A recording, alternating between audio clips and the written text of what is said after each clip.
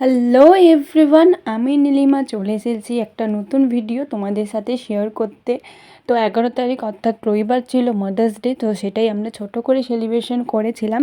তো সেটাই তোমাদের সাথে আজ শেয়ার করব। তো সন্ধ্যাবেলা রেডি হয়ে প্রথমেই চলে গেছিলাম কেক আনতে। তারপর কেক নিয়ে সোজা চলে গেছিলাম দিদির বাড়ি। তারপর দিদির বাড়িতে গিয়ে সেখানে পুচকুট খেলনা নিয়ে দেখো আমিই খেলছি। ওর খেলনার থেকে বেশি আমরাই বাচ্চা হয়ে যাই, আমরাই খেলতে থাকি, ওই তো অত খেলনা নিয়ে খেলেও না। আর সেদিন যেহেতু মায়েদের দিন ছিল তাই জন্য একটা স্পেশাল একটা ছোট্ট করে সেলিব্রেশন করেছিলাম। অনেকেই বলে যে আলাদা করে সেলিব্রেশন করার কী আছে, তাদের যখন একটা বিশেষ দিন রয়েছে তো তখন তাদের স্পেশাল ফিল করাতে বা সেলিব্রেশন করতে ক্ষতি কী।